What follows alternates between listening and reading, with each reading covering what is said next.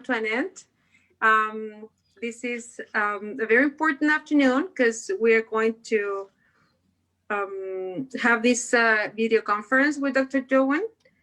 This is the end of this international project that we started a month ago between Universidad Arturo Prat and Albright College from the United States.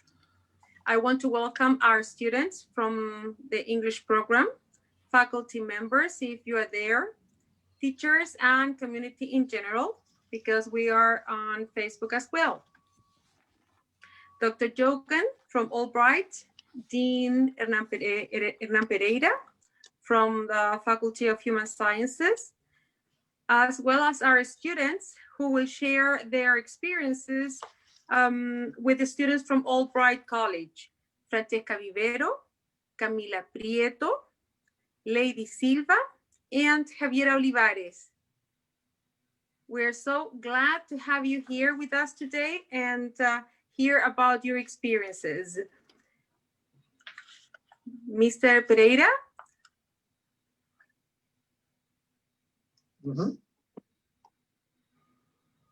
Okay. Now, yes. Okay, I'm going to silence.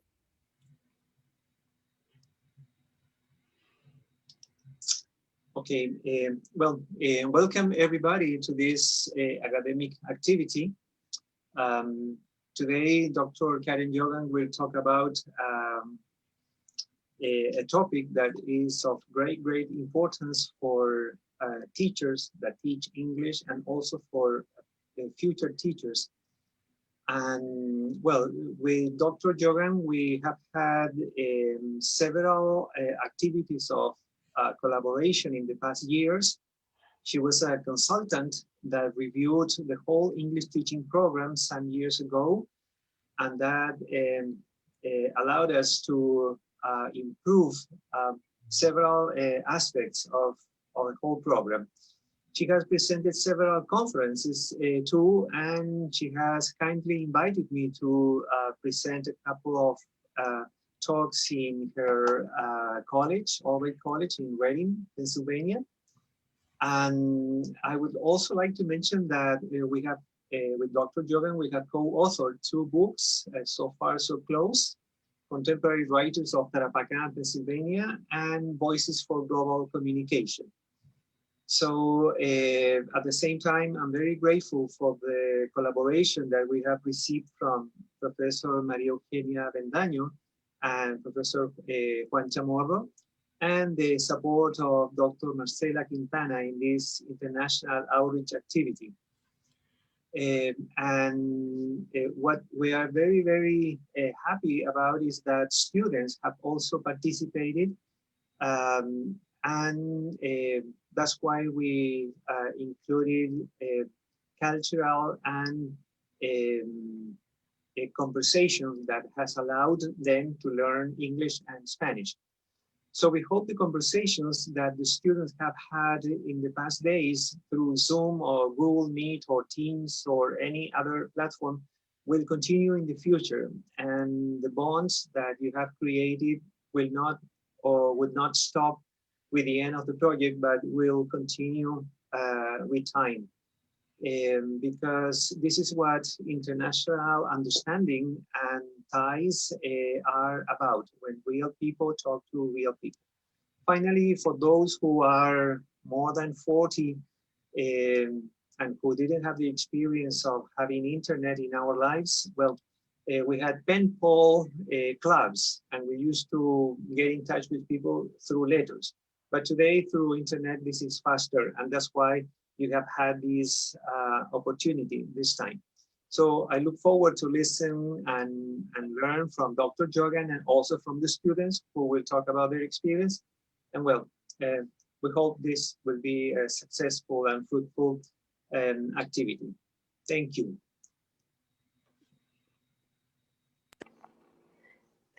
Thank you, Mr. Pereira, for that, for those words. Okay, so Dr. Jogan is professor of Spanish in the Department of World Languages and Cultures at Albright College, as we have said before. She has received postdoctoral awards for advanced research in Mexico, Peru, Chile, Nicaragua, Guatemala, Ecuador, and Argentina. Among these awards and grants, we can mention some of the most important that are related to our country. Fulbright Hayes Award, Commission for Educational Interchange without the United States of America and Chile. Senior Fulbright Scholar in Theoretical and Applied Linguistics. Fulbright Hayes Award, Commission for Educational Exchange between the United States of America and Peru. Senior Fulbright Scholar in Theoretical Applied Linguistics. And her areas of expertise are integrative assessment, integration of technology in education, and cross-cultural studies. So I'm so glad, I'm so pleased to introduce you to Dr. Dogan, who is going to talk today about assessment. So Dr. Dogan, welcome to join us today. Thank you. I'm very happy to join you in Chile. You can see behind me a beautiful tree. This picture was taken last week when the leaves were turning orange and red in Pennsylvania. This week, I look out of the window, that same tree has practically no leaves. Just in 1 week, all the leaves have fallen down. We have Thanksgiving tomorrow, and one of our traditions during Thanksgiving is to give thank you to all of our friends. And I particularly would like to thank my good friends in Chile for all their help and support over the years. In fact, one of the best, well, I can think of two, but I'll give you an example of one. One of the best Thanksgiving dinners I ever had was in Chile. When I lived in Arica, I bought a turkey, and a friend of mine said, I don't have room for it in my oven. The oven was very small. And my friend said, oh, you take it to the panaderia. This was a cultural thing for me. I never heard of such a thing. You take your turkey to the bread store? Well, yes, they bake them in the panaderia. I never heard of that. So I took it to the panaderia and they said, well, what do you want us to stuff it with? You know, what kind of dressing do you want on it? And I said, well, what do you have? And they said, we have pineapple and pisco to stuff your turkey. I said, that sounds like a wonderful idea. So that was one of my favorite turkeys of ever. A turkey within the middle had pineapple and pisco. And I will never forget that wonderful Thanksgiving. I invited my Chilean friends over and we had a turkey, and I had brought up from the United States some cranberry sauce, which is very traditional here, but I don't think you have it in Chile. It's a very sour kind of a berry. And you know, you can buy it in a can, and so I had it there, but that's what I remember. Okay, so I'm going Thank you. Yes. Thank you for sharing. Thank you for sharing that experience with us. It was a cultural experience. I had never thought of you take a turkey to the panaderia. Who would think of this? But you're very clever. You're very innovative in Chile. You don't need a big oven, you know? Right. Just to use once a year. Okay, I'm going to talk to you about one of my favorite topics, which is actually assessment. And I hope it will be one of your favorite topics too. And we're going to see if we can screen share here. Okay. And can you see my screen? And I'm going to get to the slideshow. Okay. Oh dear. Do you see just the screen, or do you see this side thing here? Do you see the screen that I have? Yes, we see the screen and the side. Is it divided into two parts or just one? Two parts. Oh, I don't want that. I don't know how to not do that. Let me see. Oh.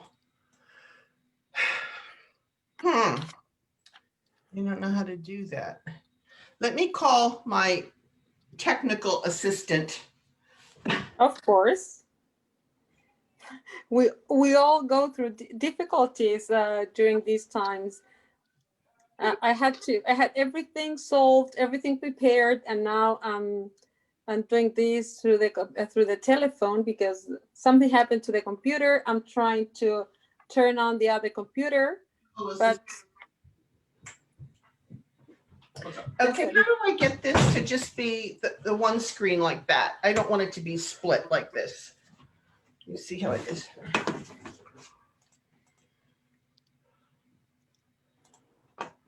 Ah, there we go. Thank you. That was my son-in-law, Hugo. Hola. Hola. He says, oh, okay. Nice to meet you. Hola. Okay. All right. Okay. I'm calling this Follow the Yellow Brick Road to Successful Assessment.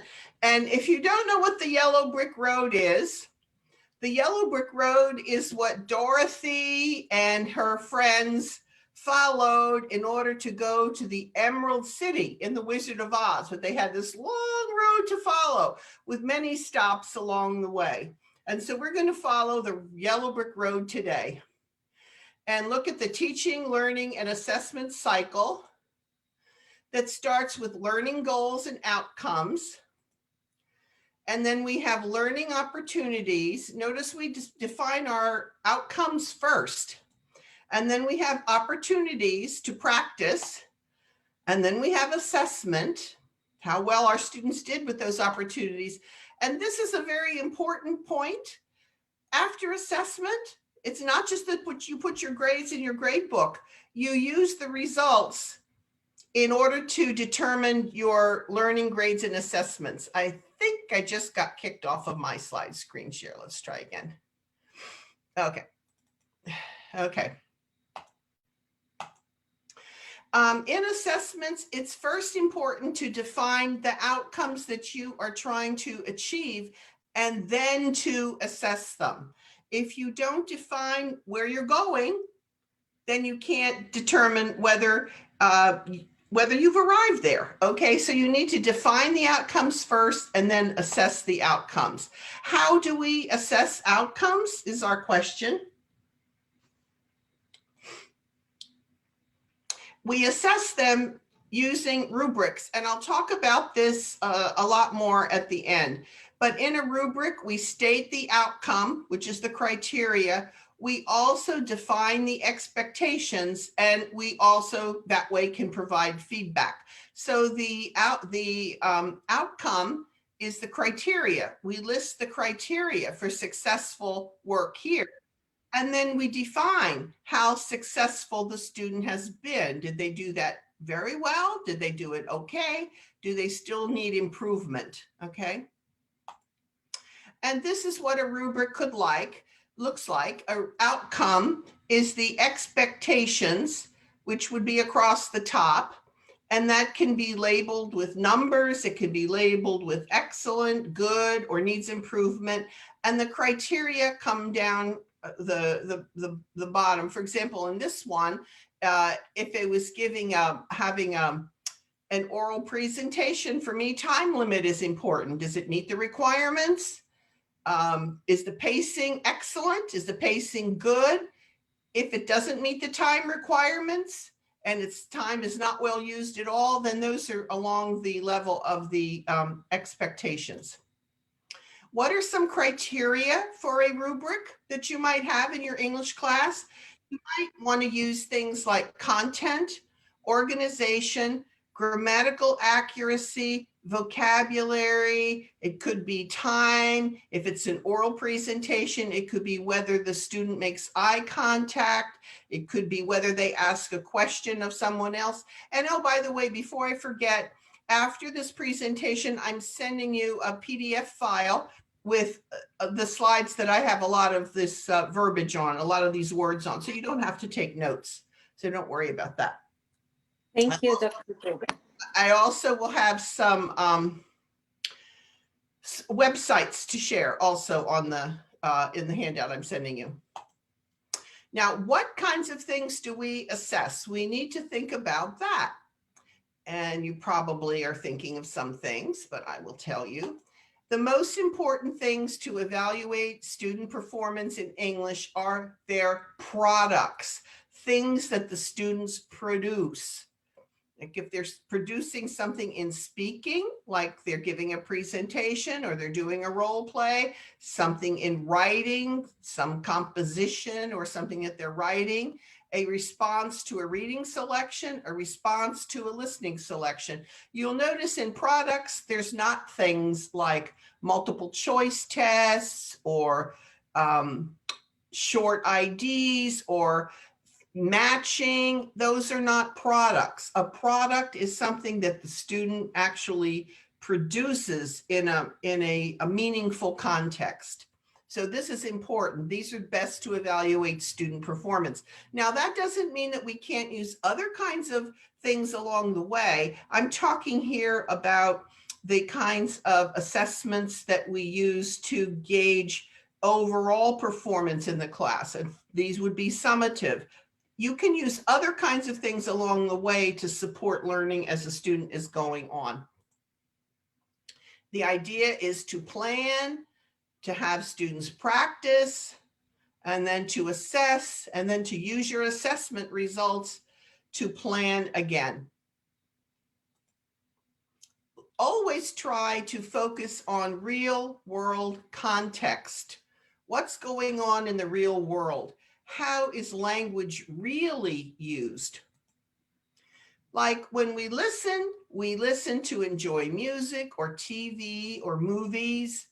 We listen when we take notes. We listen when we complete a graphic. We listen when we take a message. We listen when we follow directions.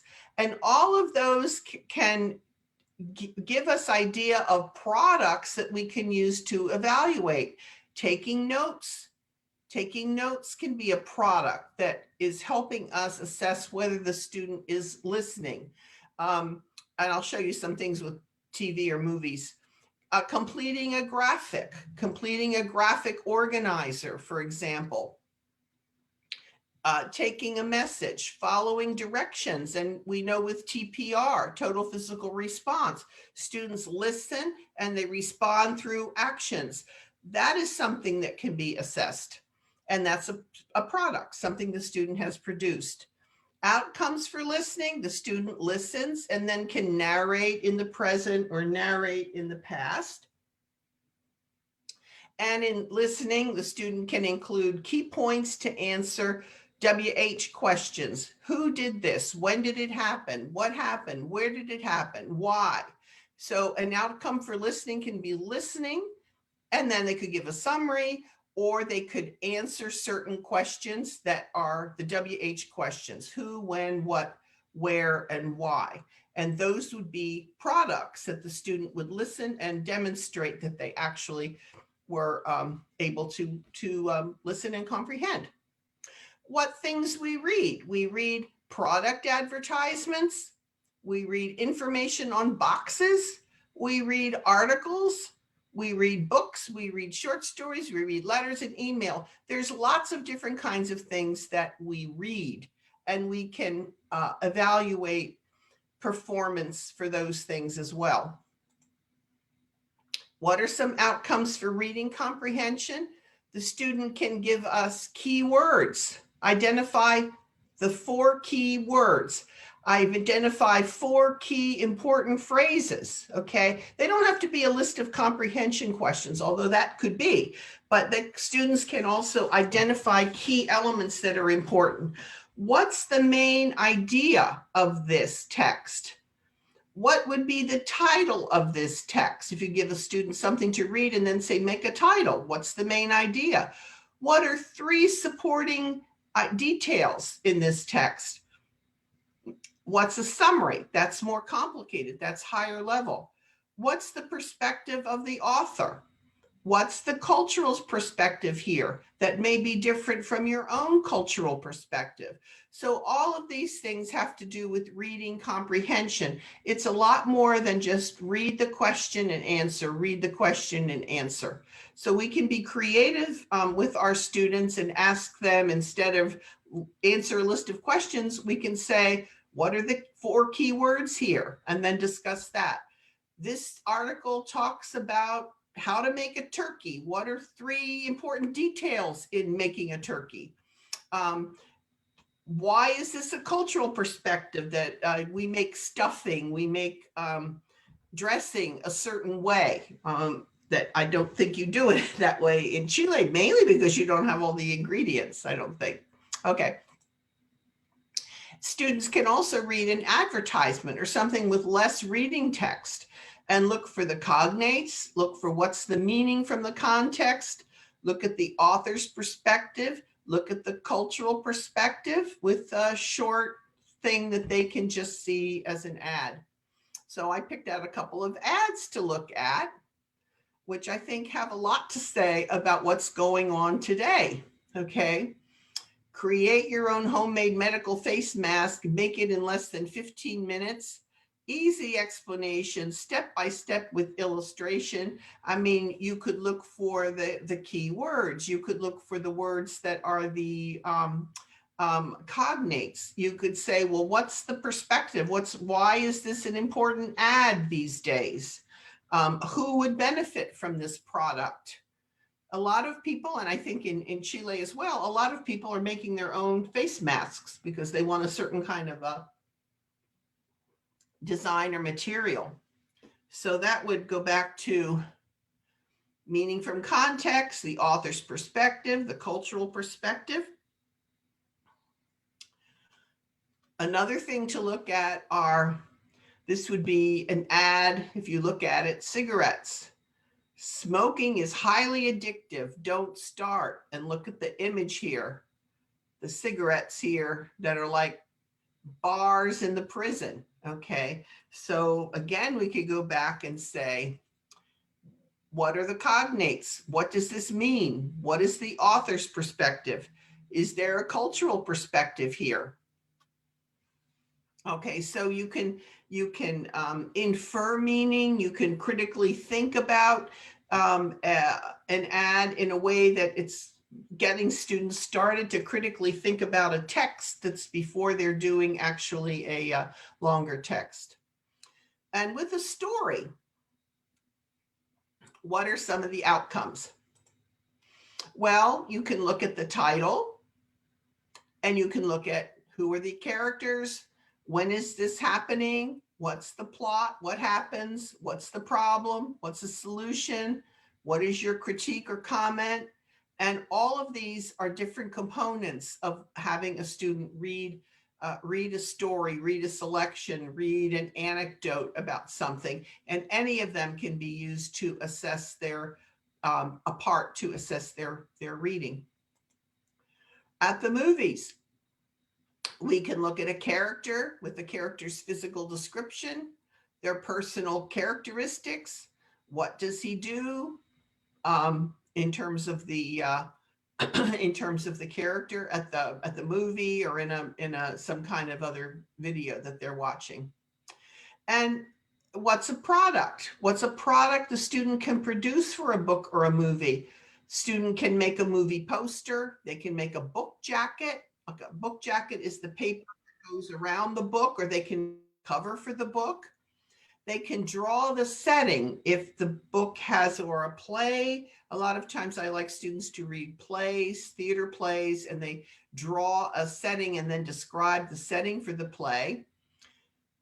Another kind of product is the student can interview an actor. One can pretend to be an interviewer. One can be an actor. They can narrate the story from the point of view of one of the characters.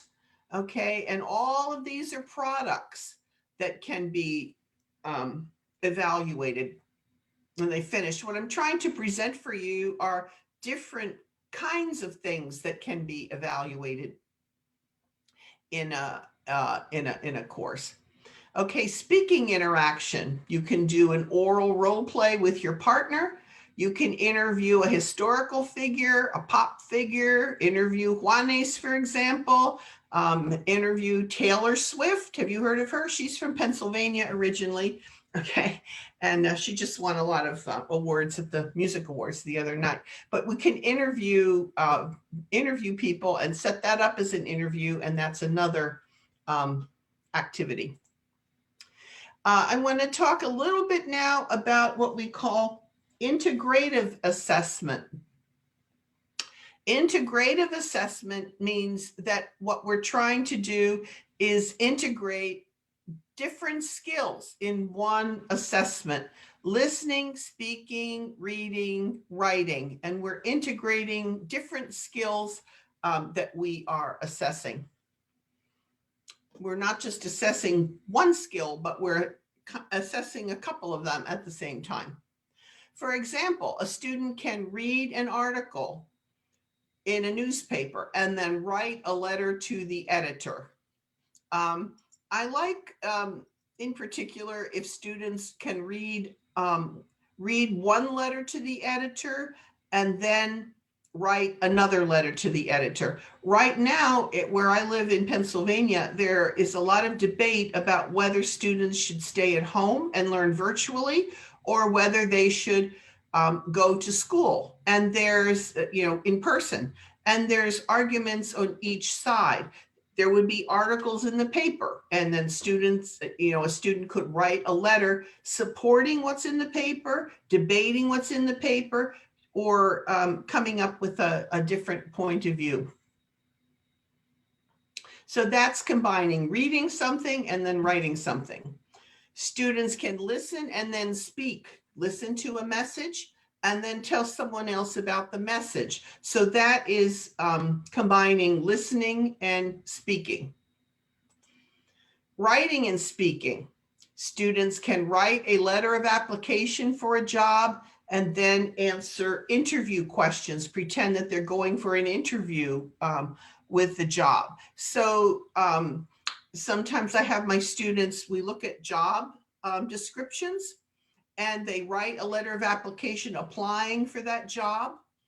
And then I have another group of students preparing to be the interviewers for the different candidates, and they interview the questions and they interview the candidate based on the letter of application that they have written and make decisions on who to hire. So this combines writing and speaking, and the students like this activity. I actually think it's an activity for the real world because they're all going to have to go out for job interviews. So it's helping them practice. And on lots of websites, you can find interview questions. You just have to Google it and you can find a lot of lists of interview questions that students would need to be able to answer. Of course, they answer it. For you, they answer it in English. For my students, they would answer it in Spanish, but this gives them practice on things that the interviewer might ask them. Can view something, write about it, speak about it, so you can review a visual and then analyze it. You can look at this visual. Hope you can see LOVE, and you can see that this is in a large city. And what would this mean? Why would this be an interesting structure to have in the middle of a large city? This is actually Philadelphia. And this love statue, it's in front of what we call now Love Park.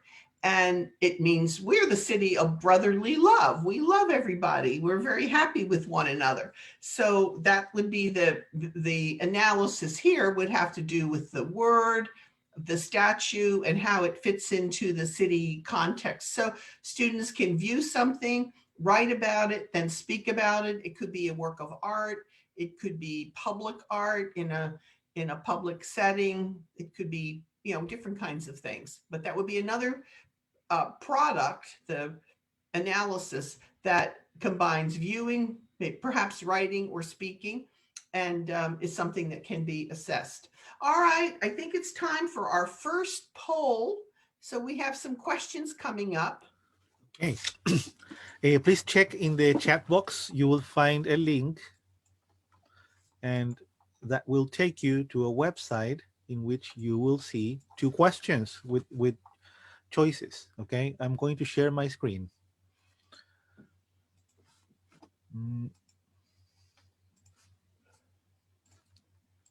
Want me to stop share now?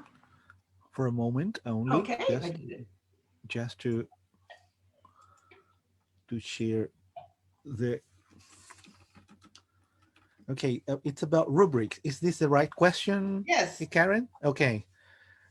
It's a question about rubrics. If the link doesn't work, you can enter menti.com and enter the code 8478976.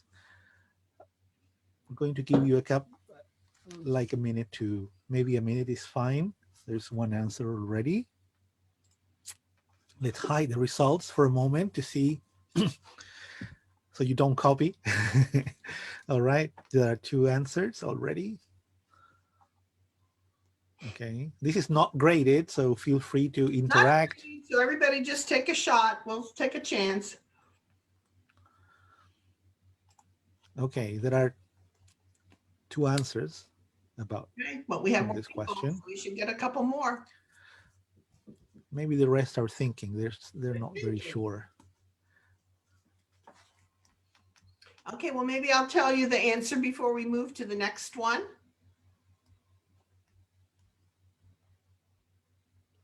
What is the right answer? I think it's criteria and expectations.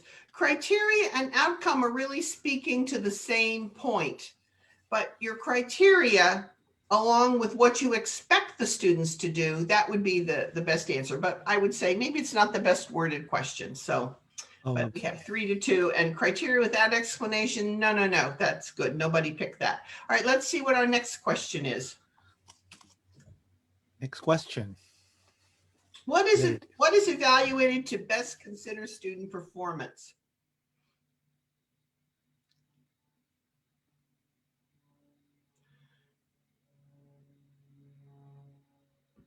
Let's see, we're thinking.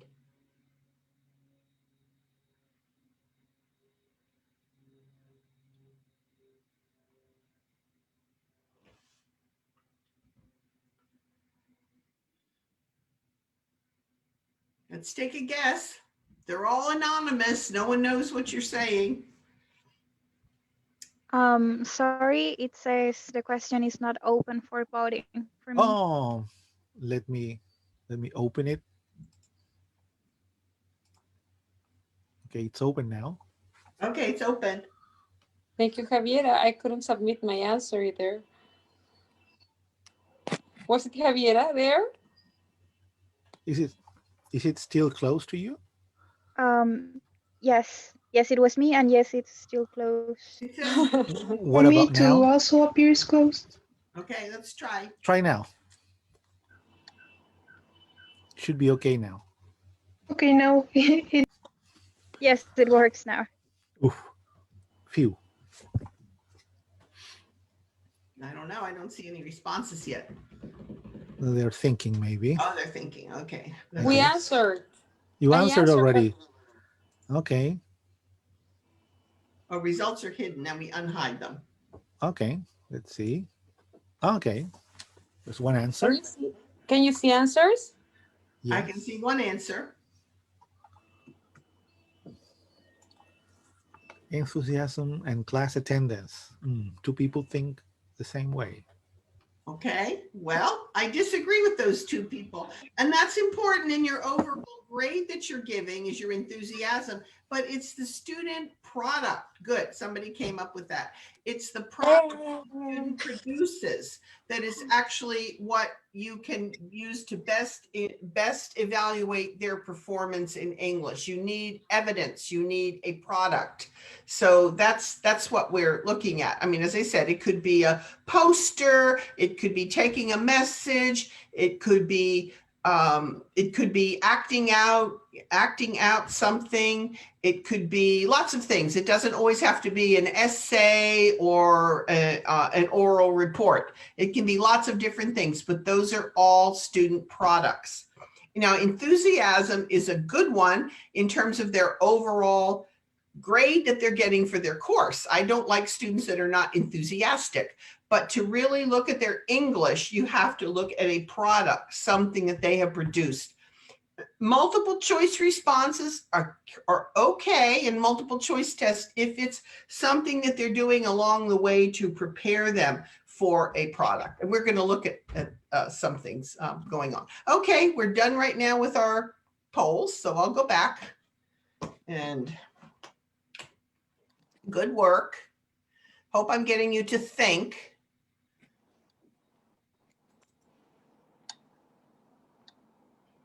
Oh, I don't know where. Why I went all the way to the back there. Oh, okay, here we're getting to it. Okay. There we are. Okay. So how do you implement a role play? I thought I would talk about role plays because I think we're all interested in having students speak a lot. We have to plan the role play. We have to give our students opportunity to practice, and then we assess it, okay? So it's important to plan and then practice and then assess, okay? So you can do speed role plays. I'm going to talk about that a little bit toward the end of this segment where we plan, students practice, and then we can assess with the rubric. You can do that very quickly in class. I'll show you how I do that later on. How do we plan and construct the role play? We need to consider key components of when we construct a role play. What's your level of instruction? Is it beginning, intermediate, advanced? What's a language function? And I'll talk about that in a minute. What's the context or the situation? And what do the students do in the role play? Who are they? What are they doing? Where are they? You give them a part of this context or situation. These are language functions. At the very bottom, we have novice or very beginning students should be able to tell time, give their name, describe the weather, list things. Intermediate students can ask for directions, describe preferences, ask and answer questions, order a meal in a restaurant. There's lots of other things, but this is to give you an idea. One of the big cuts here between the beginner and a more intermediate student is asking and answering questions. An advanced student can narrate in the past, compare and contrast, for example. And a superior student can support an opinion. Why do you like Thanksgiving? Hypothesize. Okay, what will you do on Thanksgiving if you can't visit your family? Like we're supposed to not do that this year. Narrate in detail. Deal with abstract topics. It should be ABS. Well, I sent you in my PDF file, I sent you this graphic, which gives you an idea of the levels of functions. These are all functions of language. So for a beginning language student, for example, you can give them a role play like this. You meet a friend, you're in Chile, you meet a friend from the United States. You want to invite your friend to an activity. So this is your role play. You greet your friend, you'll ask him about activities he likes, you'll tell him about activities you like, and you'll decide what you can do together. This is a very beginning role play. And as you can see, I've identified the level. I've identified the language functions, greeting, asking, deciding. I've defined the context, where you are and who you are and what the roles of the different people are in the role play. That would be a well-constructed role play. You need to prepare your students to be successful at this role play. So how do you do that? What are the steps you need to do in doing this? Well, first part of the role play build-up, instructions to students. Okay, you have your role play. What are key words and phrases that will be used? Have students in a small group. What are key words and phrases? What are question words? What are nouns? What are verbs? So they have the building blocks for what they need when they construct their role play. This build up part, I mean, all of these are steps to get them to be successful in their role play. Students can write down questions they will need to ask. They can do this with a partner. Write down possible answers to the questions. Then they can use those questions to interview someone in the class. They can write down the answers they hear. They can partner and share the interview. You can decide, students can decide which are the best questions to ask for that role play. They can decide which partner decide with the partner what role each is going to play, and then they can practice acting out with their partner. So these steps all prepare the students to be successful in their role play. There needs to be a lot of structure behind the role play. You just don't say, okay, here's the role play, now do this, figure it out with your partner. It should be that they're structuring to look for question words, look for language, write down possible questions, share with somebody, and practice. And then they can act it out, and the teacher can use an assessment tool to evaluate that student product. That's the final step, and that would help build toward a successful role play. So let's review again. The build-up or the practice is with the partner, write down questions, write down answers, change partners, practice questions and answers with a new partner, and practice the role play. That can take me the entire class hour to have the students do all of those steps. But it's helping prepare them for success. And what are the criteria you use to assess the role play? So here is a rubric. Might be the content, might be the time limit. I always say that's important because I used to have students that wouldn't do enough and other students who would do too much. So I would rather tell them that you have 1 minute for this role play and then judge them against that 1 minute. And I'm able to say, no, 1 minute, that's enough. How's their grammar? Can you understand them? Are they comprehensible and are they fluent? Fluency means, are they moving right along, or is there a lot of hesitancy? And what is the overall impression? So for all of these criteria, you have criteria here. And along the top, what are their expectations? Excellent, very good, satisfactory, or needs improvement. And all of these categories are defined. I'll show you where to get these rubrics in a minute. Okay, so implementation, how do you implement that in a class? Okay, so I said I have 1 hour of class when they will practice with their partner. I'll have them brainstorm about words, brainstorm about questions, practice with their partner. Then we'll have the whole class there. And I'll have another activity for the students to do, but then I will call up each pair of students individually. I will evaluate them, send them back to their desks, and have them do the other project that they're working on with their partner. And then I'll call up the next pair and the next pair and the next pair. And that way I can get through my 30 students. I can get through all of them in a class hour, because if each role play is 1 minute, that's taking 30 minutes, and plus the exchange time, it takes about the hour to do that. So I can do that all in 1 hour of class as the students are rotating, doing the role plays as they call them up. Remember though, when I send them back to their desk, there's another project they're working on. Maybe it's reading something, or maybe it's writing a joint composition, or it's some other project. So they're always keeping busy. Okay, so to review, how do we plan the role play and what are the key elements? You choose a level, choose a language function, choose the context, and describe exactly what the students will do. That's how you plan it.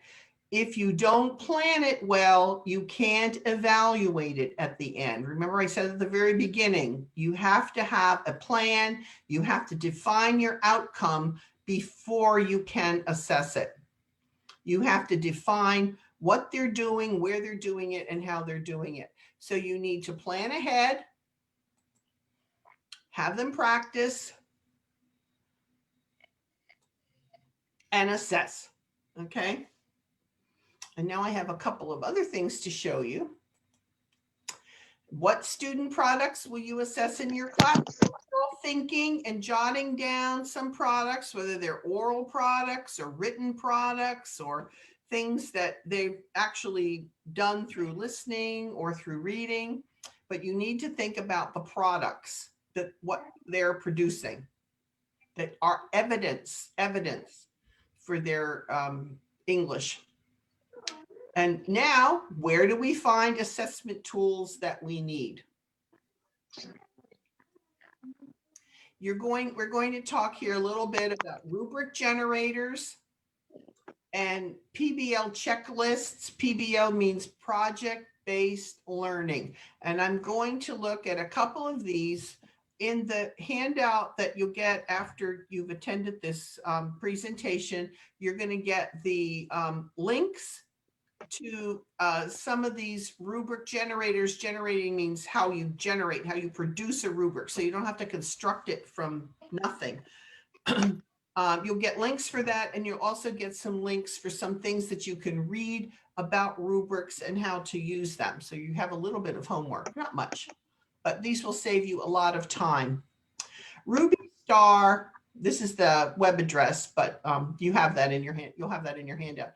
Is the original online free rubric generator, and you can create templates, search from posted samples in English or in Spanish. It will create rubrics that are already done in Spanish. And it's from a whole collection of things that are called forteachers.org, which you can look at. There's lots of free tools there. These were all, I always tell American teachers, this is funded by the US government. So when we pay taxes here, and we pay a lot of taxes, you shouldn't complain about taxes because we do get something useful. And for me, the most useful thing is Ruby Star. So where do you find them? Rubrics on Ruby Star. When you open Ruby Star, you'll see, you'll have to register first. You can do that. Your zip code, you don't have one, but your zip code in Chile, remember this, is 99999. That means you're not in the United States. Okay, so you put your zip code there, 99999. And you'll see later, you can save your rubrics, so you can go back to your rubrics at any time, or you can search for rubric titles, or you can search through your email address and come up with your rubrics. But you'll see creating a rubric, you can create all kinds of rubrics.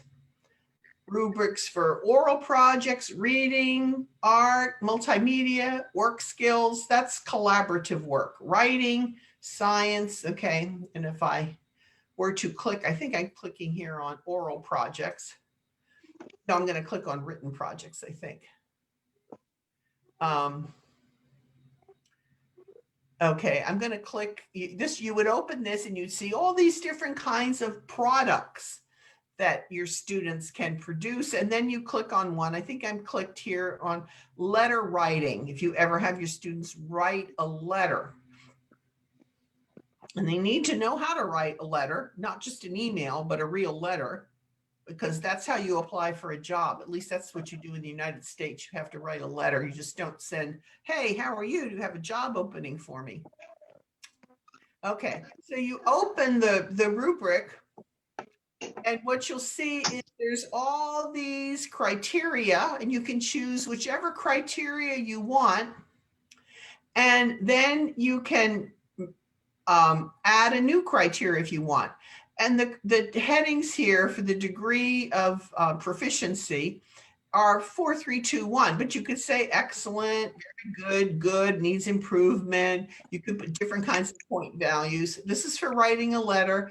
And I'm going to see about the salutation and the closing, because it's important in a formal letter that you just don't say, hi, how are you, right? So if I clicked on salutation and closing, which comes up here, it tells you, it gives you the a descriptor of what makes a very good salutation and closing. The salutation and closing have no errors in capitalization and punctuation, as opposed to the salutation or closing are missing. Now, any of these you can add, you can subtract, you can take things off, you can change around, so it can be yours. But the basic idea here is that they give you these degrees of performance that are important to have in a rubric, and then you can make a judgment based on that. So that would just be one of salud. That would be one of many here. There's many different kinds of projects that the students can perform. Then you pull down a menu and you get what comes across. There's another one, I'm not going to show you this right now, but there's another one called Rubric Maker. That's another one that you can create rubrics and topics, level and criteria. And you can see posted samples or what teachers have already produced. And that link is also in your handout. And I want to show you an example of PBL checklists. That means project-based learning checklists. And there's templates for every grade level in English and in Spanish.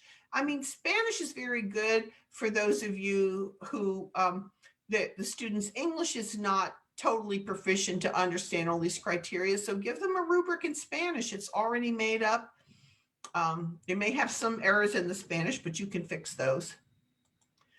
This is a PBL checklist, and you'll see here they have writing, science, oral presentations, multimedia.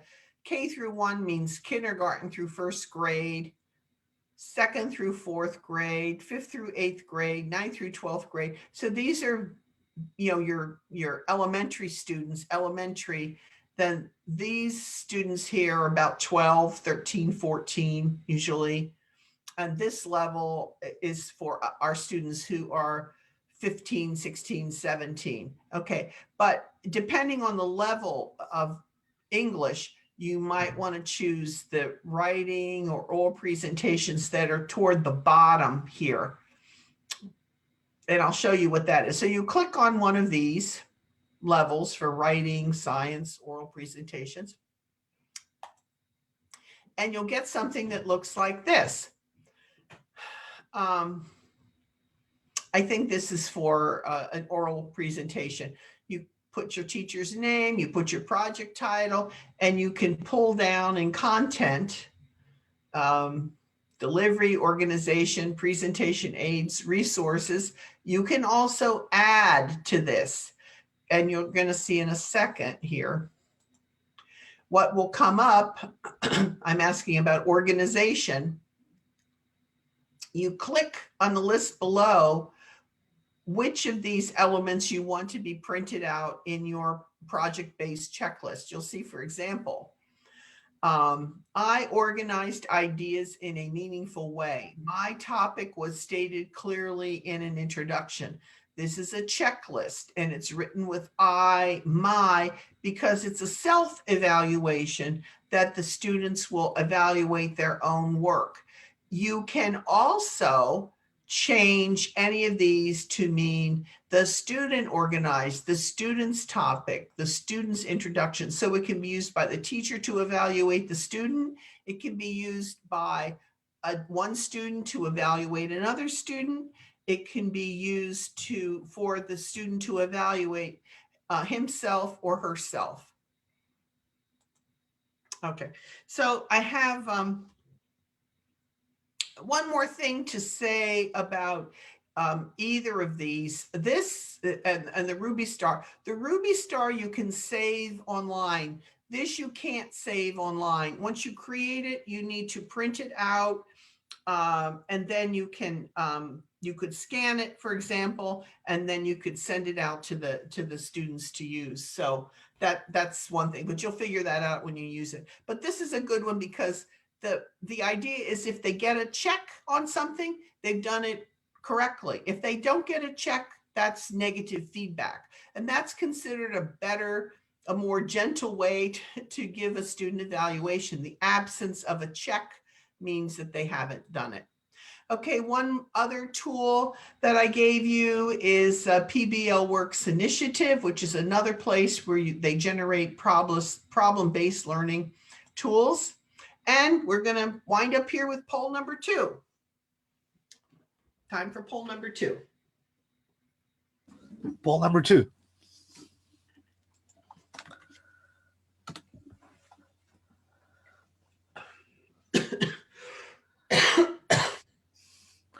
Okay, I'm going to share my screen so you can see poll number 2. Here it is. There we go.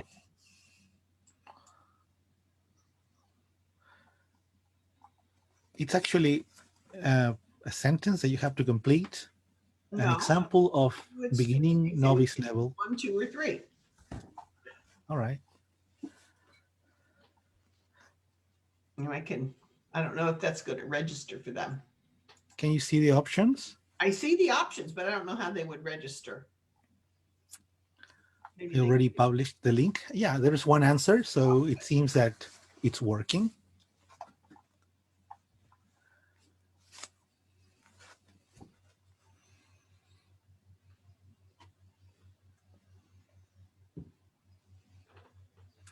Okay, there are 3 answers. Maybe we could show them.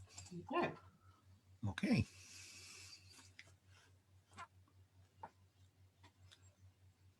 Oh, I like that graphic. It's nice. It is. Okay, can I tell them the answers now? Yeah, I think so. Okay, I think we're right with the ones of us who say give your name, give one's name. That's a very beginning or novice level function. Asking and responding is a little bit higher level. That would be an intermediate level. That's the cut where they say students are able to ask and answer questions. That's an important cut to make. So I would put that at a higher level than giving your name. And remember when I gave you the sample role play, I had them doing both. So that would mean those students would be intermediate. Okay, let's go to the next questions. Ruby Star. Ruby Star is.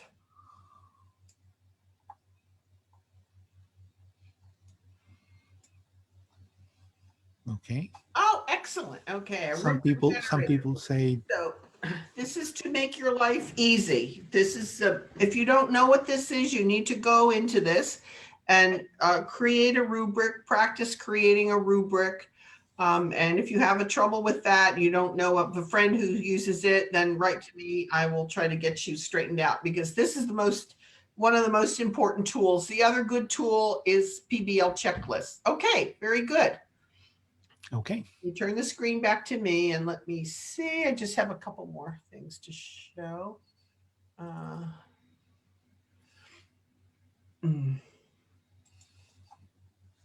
I don't know why this goes. There we were.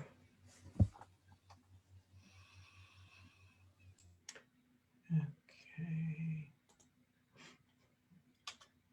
Okay, so I'm giving you in your handout lots of different articles to read, and you can look at those rubric generator and the PBL checklist, so you can do those things. And the articles I gave you to read, some of them are just very clear instructions on how to use rubrics.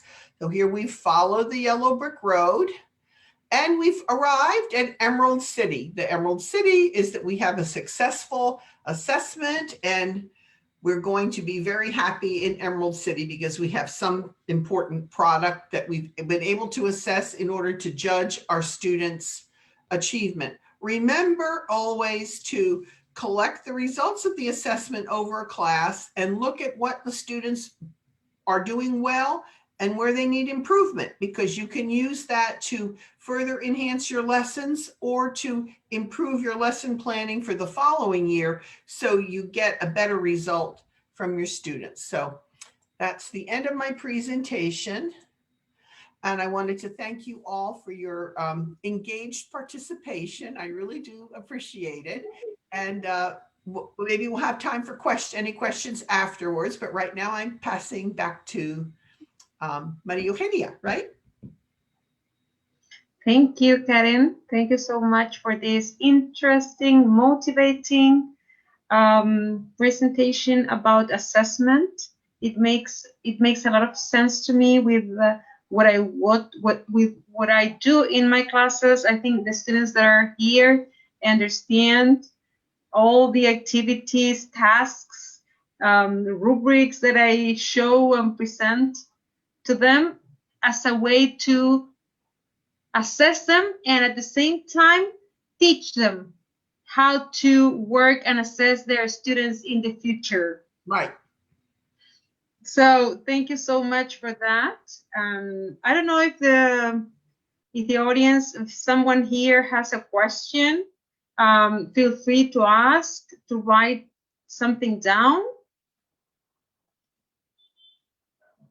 If there are no questions, we will ask this. Well, but anyways, we will wait a few minutes. Juan, can you see anything? I can see many things, but no questions. Okay, anyways, it was so very clear. All the information, the material Dr. Dogan presented, not really just thanks to Dr. Dogan, says Javier Olivares, because it was very clear. Was it? Wasn't it? What do you think? Javiera says it was very clear. And yes. Okay, so I just opened my microphone. Yes, it was very clear. I actually liked a lot the rubric generators. These past 2 semesters, I've been working a lot with rubric making, so I'll definitely keep an eye on those 2 sites. So thank you, really.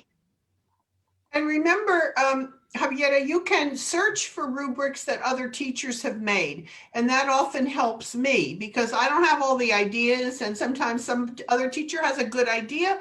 And, you know, you can take their idea and adapt it to your own class.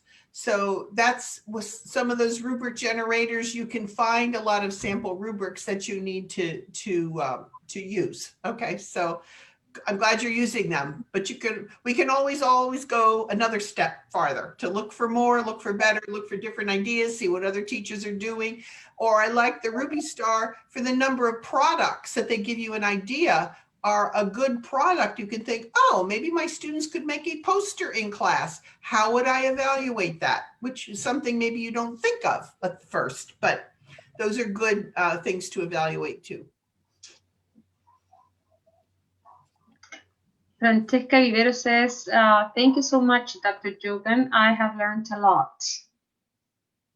Very good. Well, you'll have my address on the handout, so make sure to write me a question if there's more information you want. But you all have a little bit of homework, so you can look at what I sent you for links when you get your handout. Dr. Jogan, can I ask you a question? Of course. Well, and actually tell and thank many of the students who are participating in the English Club project. And it's a question tell you a little bit that we have 3 groups of people. We are working with a group of parents in which we are sharing strategies to them in order to help their children do their assignments. And also we have 2 groups, one of children and one of adolescents. And I'd like to know if you have any recommendations or any suggestions or any words that you could share with this group of 9 students of the program. Most of them belong to the 3rd year, but there's one from 4th year and also who are working with this online. the parent. They're working with the parents. Is that what you're saying? Yeah, we have 3 groups. Mm-hmm. Because the rubrics are also good for parents, and that's why it's good when you see that you can make those rubric generators can also come out in Spanish. I'm not promising you that the Spanish is excellent, but you can change the Spanish. A lot of it is written for Mexican American teachers who teach Mexican American students. So it would be Mexican, a lot of Mexican stuff, but you can change that. So a rubric in Spanish is a good kind of document to share with a parent so that they can see exactly what their students' strengths and weaknesses are in certain kinds of performance that they might have.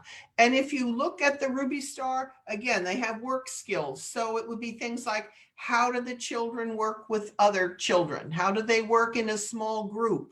Some of these, I would call them transversal skills that may not be specifically related to English, but have to do with their behavior and their performance overall as a student. So if those are done in Spanish for the parent, then that helps pinpoint and describe exactly where a student's performance might be improved. The other thing that I think helps parents is to see the product that their student has done, not just that they got a 7 on a multiple choice test, but rather what is the product that they produced? What did they do? As I said, make a poster, make a book jacket, maybe record a role play so that the parent can actually observe. So this helps the parent see what their student has produced. So rubrics are very good to demonstrate to parents where the student is achieving and where they may still be needing some improvement. We do a lot of parent-teacher conferences in our schools as well. And parents want to be involved. They want to know what's going on. They just don't want to see a grade. They want to see what does this grade mean? What did the student do? Thank you. Absolutely. I agree with Dr. Jogan. Parents, and as a parent, I want to know what's going on. And I'm sure Francesca, who is also a mother of a 7-8-year-old girl, understands this as well. Yes, I do.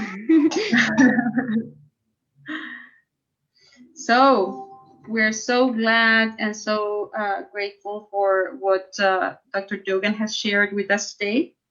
And last but not least, Dr. Jogan and all the presents here today, we want all the people that attended our video conference, we want you to have this the opportunity to listen to the students who were involved in this project with Albright College. And here we have Francesca Vivero from 5th year, Camila Prieto, Lady Silva, and Javiera Olivares from the 3rd year of the program. They are in 3rd, right? Yes, they are in the 3rd year of the career.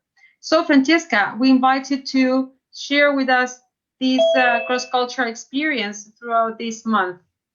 The microphone is yours. Thank you so much. Good afternoon. My name is Francesca Vivero. I am a 5th year student at the English teaching program at Universidad Arturo Prat. And well, what I want to share with you is that I really enjoyed being part of this project. And it didn't feel like a project or like a task for me. And I'm going to explain that later.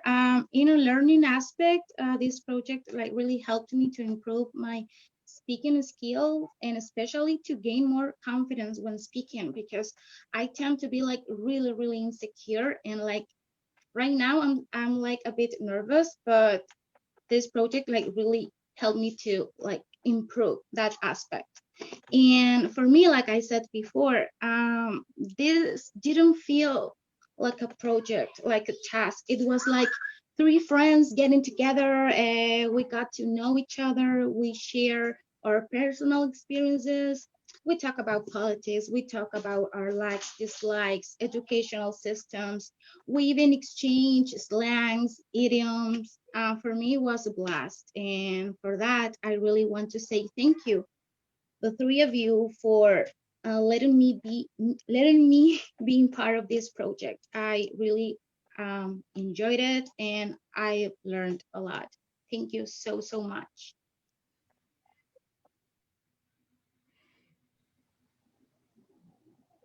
Thank you, Francesca, for those words. It's very important for us to know that it was enriching for you, for your professional growth, and also as a person sharing with the student from Albright College. Yes, Miss, and we even decided to continue this meeting once a week with Dion and Gladys. We are going to keep our Monday meetings to practicing Dion her Spanish and Gladys and I our English. So that is awesome, at least for us. Who is your partner? Who is your partner? Dion. Oh, Dion. Okay. Okay. Good. You know, I apologize that none of my students could participate today. It's the day before Thanksgiving. And this is when they're all moving back home or they're fixing food. It's a very big production for us. It takes days and days, because up here we're not used to cooking that much anymore. So it takes many people to make a Thanksgiving dinner. But this was like a very bad day because tomorrow is when the big meal is and some of them are going home. So that's why I apologize. But thank you, Fran. I'm glad that you enjoyed it. Okay, let's see. Mai, who's next? Camila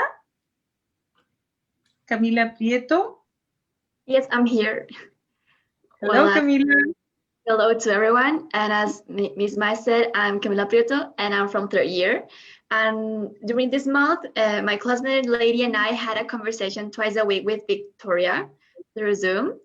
And we shared anecdotes. We also talked about, for example, the situation between Biden and Trump because the voting count was so long.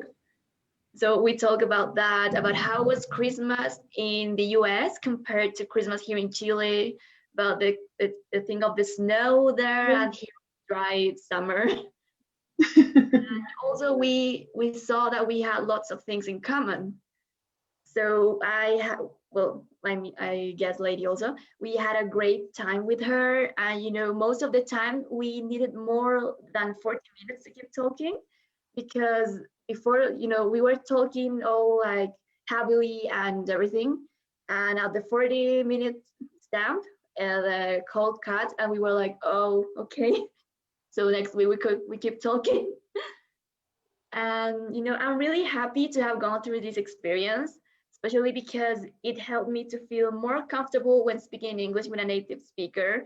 Before this, I really had this fear of speaking with a native or second language speaker because I felt that I would fail in pronunciation, in speaking, etc. But now I have to say I feel better and more confident talking in English.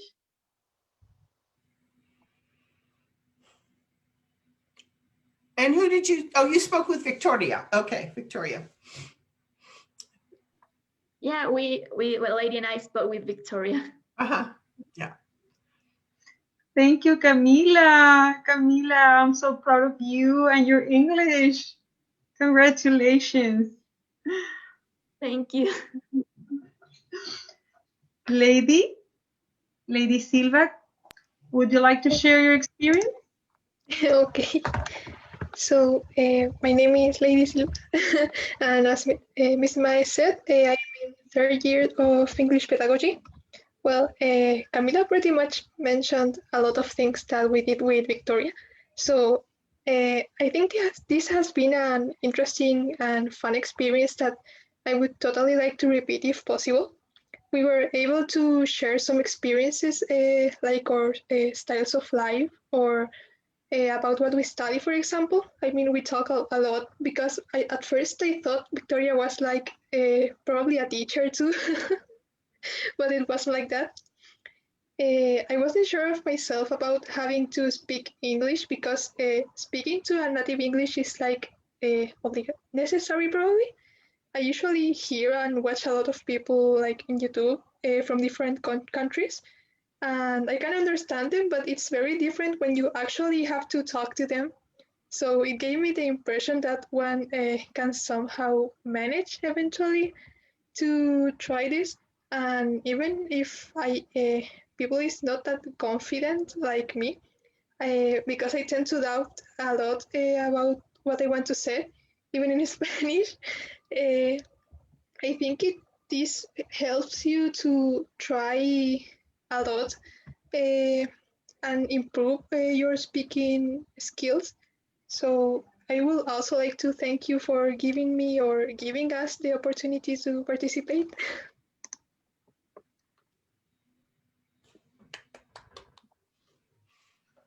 Thank you, Lady, for the enthusiasm, for the motivation, for the time you dedicated to these sessions. And we really value that you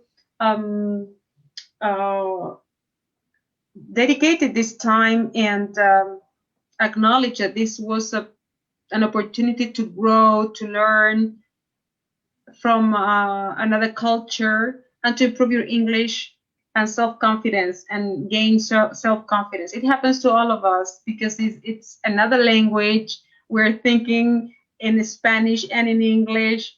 We have to put together words, grammar, ideas. So we know it is difficult.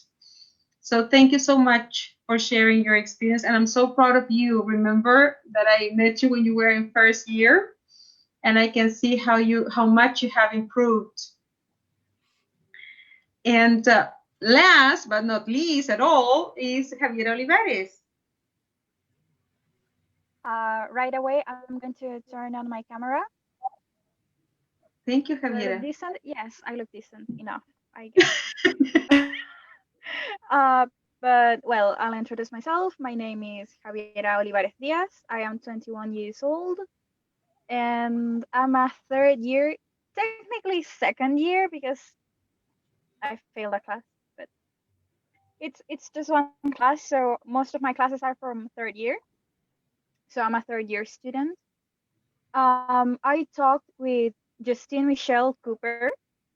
Or his meetings were alongside Antonia from first year. And personally, I've had experience talking with native English speakers before, or people who have been speaking English for a very long time. I have a few cousins in Canada, so there is that exchange with them. But it was pretty different talking to Justine. We found out that we have very similar tastes. Like we follow each other on Instagram, and I could see like, oh, we follow the same musicians. We are kind of into the same topics, so it was pretty fun. Sometimes because of schedules and stuff that came up out of nowhere, we couldn't meet up at the designated times, but we still kept in touch. We keep in touch, in fact. We often reply to each other's Instagram stories. So there's been this constant contact, even when we're not supposed to be meeting through a screen. So that was pretty fun. The cultural exchange, I remember during our second session, I think, she was like, oh, when were your birthdays? And I was like, oh, it was like 3 weeks ago. How old are you currently? I'm 21. Hey, did you do something for your 21st birthday? And I was like, not really. And then, as it turns out, apparently for Americans, your 21st birthday is kind of a big deal. So it was pretty fun finding those cultural differences. Antonia and I got Justine into Chilean music. So very nice overall. I hope the experience can repeat itself. And hopefully Justine and I don't lose contact because she's really, really nice. That's it. Thanks for the opportunity.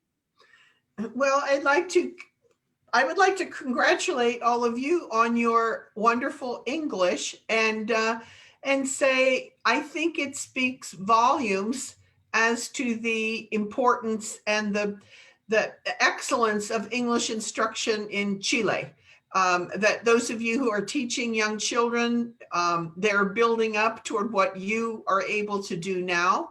And it's because of your excellent instructional program that goes back to the wonderful professors that you have at UNAP who have prepared you in this direction. So you should all congratulate yourselves. And I'd like to congratulate the English professors at UNAP for their wonderful work. I've always been so impressed with the English of students in Chile. And I know this was not true of Javiera, but of others of you who have not been out of Chile or don't have a relative in Canada or in Australia or somewhere. It takes a lot of effort. It really does. So you should congratulate yourselves, but also congratulate all of your teachers from elementary school on up. And I am glad that you are all preparing to add to that strength and enthusiasm for English teaching as you move ahead with your careers. So it's important. So good work, everybody, to the teachers and the students. Good work to all of us. And thank you so much for your help. I think I'm sure we learned a lot. it reinforces what personally I already knew, but sometimes we tend to forget, and the material you shared with us is so relevant for the work we develop with our students in Formación Inicial Docente. Dr. Jogan speaks Spanish very well. She teaches Spanish there at Albright College. So, si les hablamos en español, ella va a entender perfectamente lo que digamos.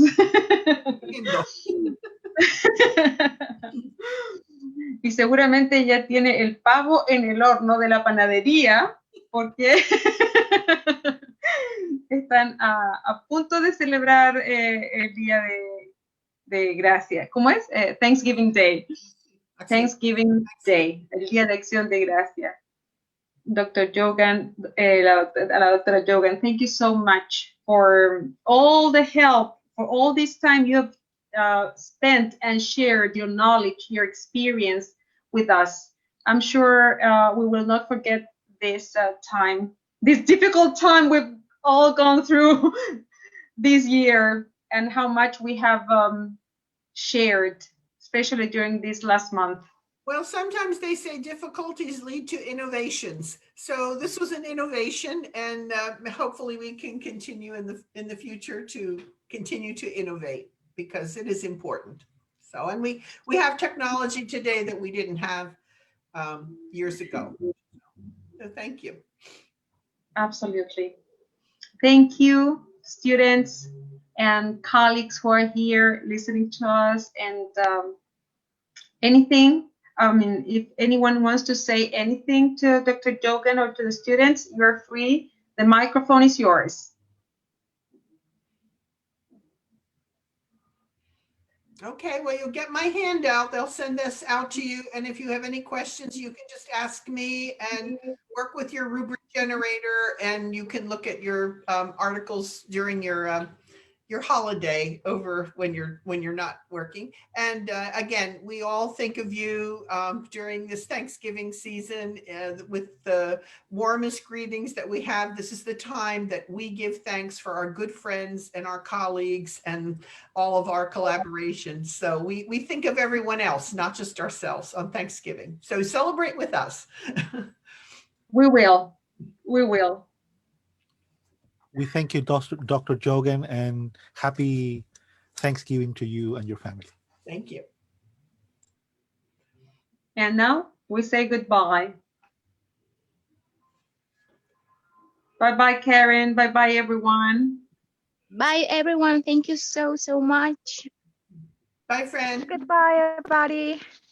Bye. Thank you for the Thanks, Miss experience. Jogan. Bye, thank you. Bye-bye.